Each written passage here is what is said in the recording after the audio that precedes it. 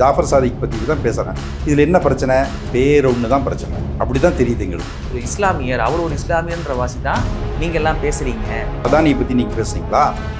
முத்ரா ஏர்போர்ட்டை பற்றி பேசுனீங்களா? எவ்வளோ பெரிய அத்தனை 20,000 கோடி அப்படின்னு எவ்வளோ பெரிய தொகை. இதில் கொண்டு வந்து ஏன் மதத்தை நுழைக்கிறீங்கன்னு கேட்குறாங்க. மதத்தை நுழைக்கிறது வந்து, ஆனால் இவனை மட்டும் டார்கெட் ஏன் பண்ணுறீங்க? குறிப்பிட்டு ஒரு இஸ்லாமியன் மட்டும் தவறு செய்தால் அதை பற்றியே தானே பேசுகிறீங்க.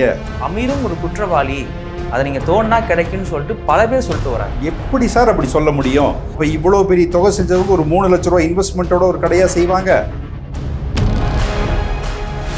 செய்தித்தாள்களும் டிவி விளம்பரங்களும் டிவிகளும் வரக்கூடிய செய்திகள் தான் நீதிபதிகளை தடம் புரள வைக்கின்றன. நீங்கள் நன்றா சிந்திக்க வேண்டும். அவர் பதில் அடிக்கணும் அப்படின்னு தானே சொல்லணும். இவர் குற்றம் செய்தாரு, இவர் சேர்ந்து இருக்கிறாரு, இவருக்கு எல்லாம் தெரியும்னு எப்படி சொல்றதுக்கு ரங்கநாதருக்கு என்ன அருகதை இருக்கிறது?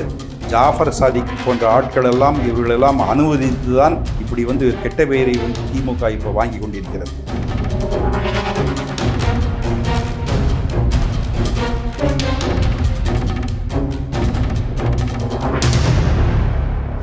நெவரஸ் தமிழ் நேயர்களுக்கு அன்பு வணக்கங்கள். நான் உங்கள் தன்னோட தமிழன் ஜஸ்டின். இன்றைக்கு நேர்காணலில் நம்முடன் இணைந்திருப்பவர் வழக்கறிஞர் ஷானவாஸ் கான் அவர்கள். சார் வணக்கம். சார் வணக்கம். ஜாஃபர் சாதிக், அமீர், இந்த விஷயத்தில் என்ன நடக்குது சார்? ஏன்னா திடீர்னு ஒரு டான் உருவாகிறாரு, அவருக்குன்னு ஒரு பெயர் சூட்டப்படுது, போதை மன்னன் அப்படின்னு, ரோலெக்ஸ் அப்படின்ற மாதிரி எல்லாரும் வந்து புரபகண்டா பண்ணுறாங்க. ஒன்றும் புரியல, இதில் என்ன நடக்குதுன்னு நீங்கள் நினைக்கிறீங்க? சொல்லிட்டீங்களே நீங்கள் தான். ரோலெக்ஸு, டானு, கனடாக்கு போயிட்டாரு, இதெல்லாம் வந்து கடந்த 10 நாட்களாக பத்திரிகையாளர்கள், மீடியா, அரசியல்வாதிகள் எல்லாரும் சூட்டப்பட்ட பேர். ஜாஃபர் சாதிக் எப்படி இருப்பார், என்ன செய்கிறாரு அப்படிங்கிறது இப்போது முக்கியமல்ல. இதே வந்து இந்த ஜேர்னலிஸ்ட் ஆகட்டும், மீடியா ஆகட்டும், எல்லா செய்தி நிறுவனங்களாகட்டும், ஜாஃபர் சாதியை விட அதிகமான இது போன்ற டானாக இருந்தவர்கள் குஜராத்தில் என்ன செய்தார்கள் என்பதற்காக ஒரு நாளாவது இந்த பத்திரிகையாளர்களோ, இந்த மீடியாவோ, இந்த அரசியல்வாதிகளோ பேசியிருக்கிறார்களா? இல்லை. முத்ரா ஏர்போர்ட்டில் வந்து கிட்டத்தட்ட 20,000 கோடிக்கு வந்து கோக்கைனு, சரஸு, கஞ்சா எல்லாமே விற்கப்பட்டது. அது அந்த துறைமுகத்தின் மூலமாகத்தான் இதெல்லாம் போகப்பட்டது. அதை பற்றி ஒரு நாளாவது ஏதாவது மீடியா, ரிப்பப்ளிக் ஆகட்டும், வேறு எந்த டிவி ஆகட்டும் பேசுனாங்களே? பேசவே இல்லை. ஆனால் இன்றைக்கி ஜாஃபர் எங்கு பார்த்தாலும் ஜாஃபர் சாதிக் தான். ஜாஃபர் சாதிக் பற்றி தான் பேசுகிறேன். இதில் என்ன பிரச்சனை? வேறொன்று தான் பிரச்சனை. அப்படி தான் தெரியுது எங்களுக்கு. ஏனென்றால் முத்ரா ஏர்போர்ட்டில் வந்து கடந்த 2021 கிட்டத்தட்ட 20,000 கோடி ரூபாய்க்கு கொக்கைன் வந்து கொண்டு போகப்பட்டது. அப்போ வந்து அத்வானியோட ஏர்போர்ட்டு வந்து அதானியோட ஏர்போர்ட்டு வந்து மோடி கொடுத்துருக்காரு அவருக்கு. அவர் தான் நடத்திட்டு இருக்கிறாரு. அதை பற்றி அவரிடம் விசாரித்த பொழுது இப்படி போயிருக்கிறதே, இப்படி கடத்தல் பொருட்கள்லாம் போயிருக்கிறது, இதற்கு உங்களுடைய பதில் என்னன்னு சொல்லி ஈடியிலேருந்து கேட்குறாங்க. அதுக்கும் எனக்கு சம்மந்தம் இல்லை, சென்ட்ரல் எக்ஸைஸ் தான் பார்க்க வேண்டும் என்று சாதாரணமாக சொல்லிவிட்டு போய்விட்டார். அப்போ அதானியை பற்றி நீங்கள் பேசுனீங்களா? முத்ரா ஏர்போர்ட்டை பற்றி பேசுனீங்களா? எவ்வளோ பெரிய அத்தனை 20,000 கோடி அப்படின்னு எவ்வளோ பெரிய தொகை. அது பார்டரில். ஆனால் இன்றைக்கி ஜாஃபர் சாதியை பற்றி பேசுகிறீங்க அப்படின்னா காரணம் என்ன? அது நாம் வந்து கண்டிப்பாக அது விசாரித்து தான் ஆகணும். ஏன் ஜாஃபர் சாதியை பற்றி வந்து நீங்கள் வந்து பின் பண்ணி பேசுகிறீங்க? அதானியை பற்றி பேசாமல், முத்ரா ஏர்போர்ட்டுங்கிறது ரொம்ப முக்கியமான கண்ட்லா ஏர்போர்ட்டு குஜராத்தில் இருக்குது. அது வந்து பார்டர் ஏரியா. அந்த பார்டருங்கிறது வந்து ஆப்கானிஸ்தான், ஈராக்கு, ஈரான், பாகிஸ்தானோடு நாம் வந்து பங்கிட்டு கொண்டு இருக்கோம் அந்த பார்டரில். அந்த பார்டரை நீங்கள் எப்படி வச்சுருக்கணும்? ரொம்ப பாதுகாப்பாக வச்சுருக்கணும். எல்லா பாதுகாப்பு வச்சுருந்து அருணாச்சல் பிரதேசிலே வந்து இன்றைக்கி வந்து ஷெட்டு போட்டு அடித்து அங்கே குடியிருந்துட்டு இருக்கிறான் சைனாக்காரன். அதை பற்றி நீங்கள் பேசவே மாட்டேங்கிறீங்க. அதற்கான எந்த நடவடிக்கையும் நீங்கள் இல்லை. அப்படி இருக்கும்போது நாட்டோட பாதுகாப்பை வந்து நீங்கள் எப்படி வச்சுருக்கணும்? அப்படி வைக்கல. இன்றைக்கி முக்கியமாக வந்து எல்லா பகுதிகளும் வந்து இந்த மாதிரி போதை வஸ்துக்கள்லாம் போகக்கூடியது வந்து ஒரு ஹப்பாக இருக்கக்கூடியது கண்ட்லா ஏர்போர்ட்டு தான், முத்ரா ஏர்போர்ட்டு தான், அது அதானியோட ஏர்போர்ட்டு தான். அதை பற்றி யாருமே பேச மாட்டேங்கிறீங்க. காரணம் என்ன? ஏதோ ஒரு உள்ளுணர்வு உங்களுக்கு கூட இருக்கிறது, காழ்ப்புணர்ச்சி இருக்கிறது.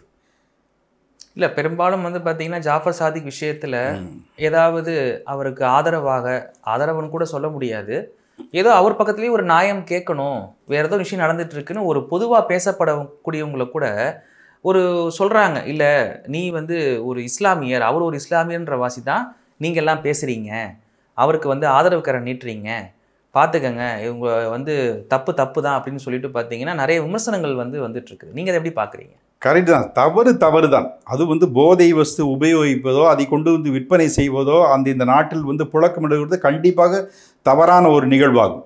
இப்படி நார்த் கொரியா ஆகட்டும், சிங்கப்பூர் ஆகட்டும், மலேசியா ஆகட்டும், போதை வஸ்து இன் பொசஷன் ஆஃப் போதை வஸ்து ஏதாச்சும் ஒரு கொக்கைன் அப்படின்னு சின்ன அளவில் வைத்திருந்தாலும் கூட உடனடியாக மரண தண்டனை தான். அதில் எந்த மாற்று கருத்தும் கிடையாது. எந்த மாற்று ஒரு நீதிபதியும் எந்த தீர்ப்பும் வழங்கப்படுவதில்லை.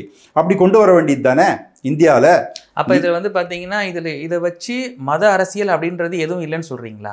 கண்டிப்பாக இருக்குதுங்க. நான் என்ன சொல்கிறேன், இருக்குன்னு சொல்கிறேன். ஏன் இருக்குன்னு சொல்கிறேன்னா, அவங்க தான் கேட்குறாங்க என்னென்னா, இதை ஏன் இதில் கொண்டு வந்து ஏன் மதத்தை நுழைக்கிறீங்கன்னு கேட்குறாங்க. மதத்தை நுழைக்கிறது வந்து வலதுசாரிகள், இடதுசாரிகள் கிடையாது. அதாவது அவன் பேரை வந்து ஜாஃபர் சாதிக் அப்படிங்கிறக்க வேண்டி இவனை டார்கெட் பண்ணுறாங்க. இதே டார்கெட்டை மற்ற எத்தனையோ பேர் பண்ணியிருக்காங்களா, அவங்கள பற்றி பேசவே மாட்டேங்கிறீங்களா? அப்போ இதை மட்டும் பேசுகிறதுக்கு காரணம் என்ன? அவன் இஸ்லாமியன் அப்படிங்கிறத நாம் வந்து பார்க்குறோம்.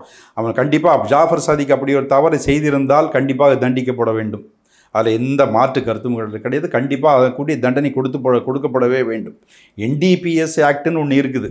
கண்டிப்பாக இந்த தண்டனை வந்து ஒரு 10 கிராம்ஸு 100 கிராம்ஸ் தாண்டினாலே 20 ஆண்டுகள் வந்து சிறை தண்டனை இருக்குது. அந்த சிறை தண்டனை வந்து உரியவர் தான் ஜாஃபர் சாதிக் குற்றம் செய்யப்பட்டிருந்தால். ஆனால் இவனை மட்டும் டார்கெட் ஏன் பண்ணுறீங்க? குறிப்பிட்டு ஒரு இஸ்லாமியன் மட்டும் தவறு செய்தால் அதை பற்றியே தானே பேசுகிறீங்க, மற்றவங்களை பற்றி பேசுகிறது இல்லையே. அதுதான் கேட்குறோம். இப்போ திடீர்னு வந்து அவர் கூட இருந்த ஒரு தயாரிப்பாளர், இயக்குனர் எல்லாத்தையும் சேர்த்திக்கிறீங்க நீங்கள். இந்த போதை மருந்து விவகாரத்தில் அமீரும் ஒரு குற்றவாளி, அதை நீங்கள் தோணுனா கிடைக்குன்னு சொல்லிட்டு பல பேர் சொல்லிட்டு வராங்க. எப்படி சார் அப்படி சொல்ல முடியும்? அவர் வந்து ஒரு டைரக்டரு, இவர் வந்து ஜாஃபர் சாதிக் ஒரு படத்தோட ப்ரொடியூசர் வந்து என்ன செய்கிறாரு, பணம் கொடுக்குறாரு, இந்த படத்தை எடுத்து கொடுங்கன்னு சொல்கிறாரு, படம் எடுக்கிறாரு. அதனால் வந்து 2 பேரும் பார்ட்னர்ஸ் ஆக முடியுமா? ஒரு கடையில் ஒரு பார்ட்னர்னு சொல்லிட்டு நிறைய ஆவணங்கள் காட்டுறாங்களே, அதெல்லாம் ஒன்று. வெறும் 3 லட்சம் ரூபாய் போட்ட ஒரு கடை தான் அது வந்து இருந்திருக்காரு, செஞ்சுருக்காரு. அப்போ இவ்வளோ பெரிய தொகை செஞ்சவங்க ஒரு 3 லட்ச ரூபா இன்வெஸ்ட்மெண்ட்டோட ஒரு கடையாக செய்ய மாட்டாங்க. அப்படி இல்லை. ஒரு கடை இருக்குது, ஒரு கடை இருந்தால் ஒரு டீ கடையே வச்சுக்கோங்க, டீ மாஸ்டரை பிடிச்சி நீங்கள் உள்ளே போடுவீங்களா? ஓனர் தானே கேட்கணும். அவர் தான் எது தப்பு செஞ்சார், ஓனர் தான் கேட்கணும். டீ மாஸ்டரை கேட்பீங்க நீங்கள் அப்படி தான் நீங்கள் கேட்டுருக்கீங்க. இப்போ ஜாஃபர் சாதிக் ஒரு தவறு செய்திருக்கார் என்றார். அமீரை ஏன் சொல்கிறீங்க நீங்கள்? அமீர் ஒரு டைரக்டர், சாதாரண டைரக்டர். அவர் படம் எடுக்க சொல்லி பணம் கொடுத்துருக்கிறாரு, படம் எடுத்திருக்கிறார். அதற்கு வேண்டி அவரை குற்றவாளியாக்க முடியுமா? குற்றம் செய்யப்பட்டிருந்தால் கண்டிப்பாக அவர் தண்டிக்கப்பட வேண்டியவர் தான். அவர் போலீஸாரால் அரெஸ்ட் செய்ய வேண்டியதான். அதில் எந்த மாற்று கருத்தும் கிடையாது. இப்போவே நீங்கள் முடிவு பண்ணிட்டீங்களே.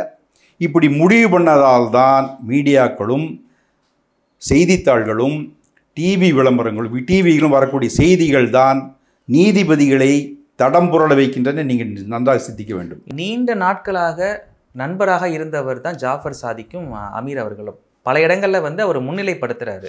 இப்போ திடீர்னு வந்துட்டு இந்த விஷயங்கள்லாம் எனக்கு தெரியாது, நான் வந்து இது எதிர்பார்க்கல, நான் இறைவன் பொதுவாக சொல்கிறேன் அப்படின்ற மாதிரி ஒரு அறிக்கைகள் வந்து அவர் வெளியிடுறாரு. நாட்கள் கடந்து போனாலும் அவர் மீது இருக்கிற விமர்சனத்தை பற்றி நான் பேசுகிறேன் நான். ஏன்னா இது ஒரு கடந்து போகிறது வந்து ஒரு எக்ஸிட் மாதிரி நல்லா வெளிப்படையாகவே தெரியுது. இல்லை எங்கேயாச்சும் ஓடி போயிட்டாரா அமீர்? எங்கேயாச்சும் ஓடி போயிட்டாரா, ஒளிஞ்சிட்டாரா, இல்லை ஆன்டிசிபேட்டட் பெயில் வாங்கிட்டாரா? இல்லையே, கண்ணு முன்னால் தான் நிற்கிறாரு. மீடியாவை அவரும் சந்தித்து எனக்கும் அவருக்கு எந்த விதமான சம்மந்தமும் இல்லை. அவர் பணம் கொடுத்தாரு, நான் படம் எடுத்தேன், அவ்வளோதான் தெரியும். எனக்கு 7-8 வருடமாக அவருக்கு வந்து பழக்கம் இருக்கிறது, இதை தவிர எனக்கு ஒன்றுமே கிடையாது அப்படின்னு ஓப்பனாக சொல்கிறாரு. சார், நீண்ட நாள் நண்பரை பற்றி தெரியாமல் எப்படி இருக்க முடியும்? சாதாரணமாக கேட்குறேன். இப்போ நம்ம நண்பர்களை பற்றி கேட்குறோம் அப்படின்னா சொல்ல முடியும் இந்த மாதிரின்னு சொல்லிட்டு.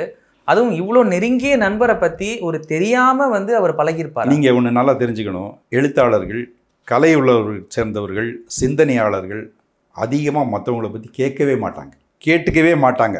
சிந்தனை முழுதும் அவர் என்ன தொழில் செய்கிறான் அதில் தான் இருக்குமே தவிர வேறு எதுலையும் இருக்காது. அவன் என்னமோ செஞ்சுட்டு போகிறான், நம்ம வேலையை நம்ம பார்க்கலாம் அப்படின்னு தான் இருக்குமே தவிர. நான் பல புத்தகங்கள் எழுதியிருக்கிறேன். அந்த புத்தகங்களில் வந்து நான் ரூம்குள்ளே தான் உட்காந்து எழுதுவேன். என்னை தவிர யாருக்கும் அந்த புக்கை பற்றி தெரியாது. யார்ட்டையும் நான் கேட்கவும் மாட்டேன், சொல்லவும் மாட்டேன். அவங்களும் வந்து டிஸ்கஸ் பண்ண மாட்டாங்க. மற்றவங்க வரவங்களும் அது நான் டிஸ்கஸ் பண்ணவும் மாட்டேன். அப்படி வந்து இவர் அப்படி ஒரு மூடி டைப் தான் நினைக்கிறேன் நான் அமீர். அதனால் வந்து அவர் தெரிஞ்சிருக்காருன்னு எனக்கு தெரியாது. தெரியலேன்னு அவர் சொல்கிறாரு, வெளிப்படையாக அவர் சொல்கிறாரு. நான் அவர் எங்கேயும் போகல, இங்கே தான் இருக்கிறார். அப்புறம் ஏன் அமீரை மட்டும் குற்றம் சொல்கிறீங்கன்னா அதுக்கு காரணம் வேறு, காழ்ப்புணர்ச்சி தான். காழ்ப்புணர்ச்சி என்ன மாதிரி காழ்ப்புணர்ச்சி நினைக்கிறீங்க? போராட்ட குணம் நிறைந்தவர் அமீர். கடந்த 10 ஆண்டு காலமாக இந்த தமிழர்களுக்காக அவர் போராடியவர். ஜல்லிக்கட்டு போராட்டத்திலிருந்து எல்லாத்தையும் முன்னால் நின்று வழிநடத்தி சென்றவர். அந்த பெயரை வந்து உடைக்க வேண்டும் என்பதற்காக ஒரு கூட்டத்தினர் மட்டும் அவரை வந்து டார்கெட் பண்ணுறாங்க. அதுதான் உண்மை. அதில் வந்து ஜாஃபர் சாதிக்கோட இவர் இருந்தார் அப்படிங்கிறதுக்கு வேண்டி அவரை வந்து குற்றம் சுமத்துகிறார்கள். அதுதான் காரணம். இதுதான் காரணம். அவர் வந்து இடதுசாரி சிந்தனையாளர், கம்யூனிஸ்ட்வாதி, தமிழருக்காக பல போராட்டங்களை எடுத்து நடத்தியவர், பெயரும் புகழும் பெற்றவர். இதெல்லாம் உடைக்கணும். அதுக்கு மேலே அவர் ஒரு இஸ்லாமியர். அதனால தான் குற்றம் சொல்கிறாங்களே தவிர வேறு எந்த காரணமும் கிடையாது. ஒரு அமீர் ஒரு முஸ்லீம். ஆமாம். அதனால தான் இந்த தாக்குதல். பட் ஆனால் பார்த்தீங்கன்னா இதற்கும் அவருக்கும் சம்பந்தம் இருக்கும் பட்சத்தில் அவருக்கு வந்து தண்டனை கொடுக்கறதுக்கு அதை பற்றி எந்த இதுவும் நீங்கள் ஆப்போசிட் இது பண்ண மாட்டோம். ஆதாரம் இல்லாதவர்கள் கூட அமீரை குற்றம் சாட்டுவது ஏற்றுக்கொள்ள முடியாது. ஓமக்குச்சி ரங்கநாதன் ஒருத்தர் இருக்கிறாரு. அவர் வந்து அமீரை வந்து குற்றம் சொல்கிறாரு, என்னென்னமோ கேள்வி கேட்குறாரு. இவருக்கு உரிய பணி என்ன? இவரோட பணி, இந்த ரங்கநாதனுடைய பணி வந்து நடிகைகளை வேவு பார்ப்பது, அவர்களுக்காக லைட்டிங் அரேஞ்ச்மெண்ட் செய்து கொடுப்பது. அதை பற்றி தானே பேசிகிட்டு இருந்தார். பொதுவெளியில் கூட ஒரு இடதுசாரி சிந்தனையாளரோ ஒரு மிக சிறந்த ஒரு டைரக்டரை வந்து நீங்கள் பேசுகிறதுக்கு எந்த அருகதையும் இந்த ரங்கநாதனுக்கு கிடையாது. ரங்கநாதன் போன்றவர்களையெல்லாம் உடனடியாக கைது செய்ய வேண்டும். எந்த விதமான தரவுகள் இல்லாமல், எந்தவித செய்திகள் இல்லாமல், தடயங்கள் இல்லாமல் வீணாக ஒரு குற்றம் சொல்வதை நான் கண்டிக்கிறேன். கண்டிப்பாக காவல்துறை அவர் மேல் நடவடிக்கை எடுக்கணும். நடிகைகள் மேலே குற்றம் சொல்லும் போதே அதற்காக நான் வெகுண்டு எழுந்து இவரை கைது செய்ய வேண்டும் என்று சொன்னேன். தராதாரம் இல்லாமல் ஒரு நடிகையை பற்றி, அந்தரங்க வாழ்க்கையை பற்றி அவர் சிலாகித்து தன்னுடைய ஒவ்வொரு டிவி பேட்டியில் பேசுவது கண்டிக்கத்தக்கது. இனிமேல் அது போன்ற அவர் பேசக்கூடாது என்று தடை விதிக்க வேண்டும், அல்லது போலீஸார் அவர் மேல் நடவடிக்கை எடுக்க வேண்டும். அதே பாணியைத்தான் இந்த அமீரோட மேட்டர்லையும் அவர் சொல்கிறார். அமீர் மேட்டர் சொல்கிறதுக்கு இவருக்கு என்ன இருக்குது? இவர் என்ன போலீஸ் அதிகாரியா? உளவுத்துறை சேர்ந்தவர். பத்திரிகையாளர் என்ன சொல்லணும்? அமீர் குற்றம் செய்ததா சொல்லணும், அவர் பதில் அளிக்கணும் அப்படின்னு தானே சொல்லணும். இவர் குற்றம் செய்தாரு, இவர் சேர்ந்து இருக்கிறாரு, இவருக்கு எல்லாம் தெரியும்னு எப்படி சொல்கிறதுக்கு ரங்கநாதருக்கு என்ன அருகதை இருக்கிறது? சொல்லக்கூடாது அப்படி.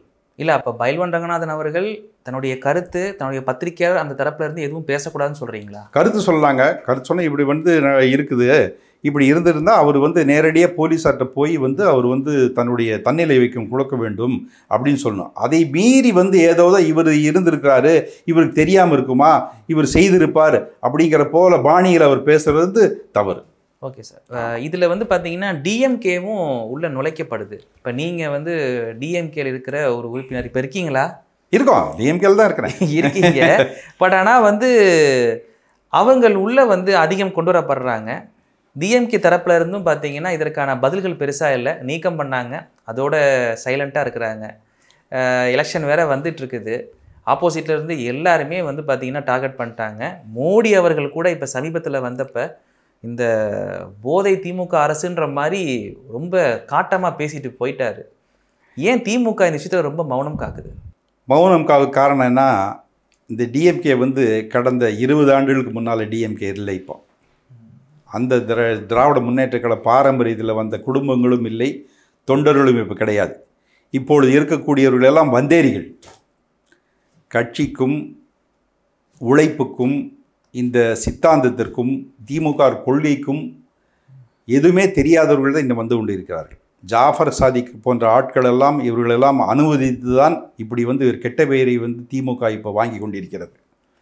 முதல்லலாம் திமுகவில் சேரணுன்னாலே பெரிய ஒரு எக்ஸாம் இன்டர்வியூ மாதிரி நடக்கும். மாவட்ட செயலர், நீ யார், நீ எங்கேருந்து வர்ற, உங்கள் அப்பா என்ன செய்கிறாரு, எப்படி வேலை செய்வே அப்படின்லாம் கேட்டு, இப்போ பணம் இருப்பவர்கள் மட்டும்தான் திமுகவில் சேர முடியும். இல்லை, இப்போ இந்த ஒரு அமீர் மாதிரியான ஒரு இயக்குனர் கூட்டு போய் அறிமுகம் செய்கிறாரு அப்படின்னா அது ஒரு நம்பிக்கை தானே? நம்பிக்கை தான், அது ஏற்றுக்கலாம். ஆனால் அப்பவும் கூட நாம் யார் என்ன விவரம்னு சொல்லி அவர் பின்புலத்தை பார்த்து தான் அவரை அனுமதிக்க வேண்டும். அப்படியெல்லாம் இப்போ கிடையாது. இப்போ திமுக அமைச்சர்கள் சொன்னால் சேர்த்துக்கிறாங்க, மாவட்ட செயலர் சொன்னால் சேர்த்துக்கிறாங்க. இப்போ திமுகவில் இருக்கக்கூடிய கோவை மாவட்ட செயலாளரில் 5 கட்சிக்கு போயிட்டு வந்தவர் தான் இப்போ திமுக மாவட்ட செயலாளராக இருக்கிறாரு. முதல்ல அப்படி கிடையாது. மாவட்ட செயலர்னா ஒரு 30 ஆண்டு காலம் அவர் திமுகவில் இருந்திருக்க வேண்டும், பணியாற்றி இருக்க வேண்டும், சிறை சென்று இருக்க வேண்டும், அவர்கள் கொள்கையை எடுத்து நடந்து செல்லக்கூடியவராக இருந்திருக்க வேண்டும். அப்படியெல்லாம் கிடையாது. இப்போ கோயம்புத்தூரில் இருக்கிற மாவட்ட செயலர் 4 கட்சிக்கு போயிட்டு வந்தவர், அது கீழே இருக்கக்கூடிய 50 வருஷமாக இருக்கிறவங்களாம் இன்றைக்கி அவர்கிட்ட கைகட்டி நின்று வேலை செஞ்சுட்டு இருக்கிறான். அப்படித்தான் இருக்கிறது திமுக. அதனால் திமுக இந்த கேவலங்களை எல்லாம் எதிர்கொண்டு தான் ஆக வேண்டும்.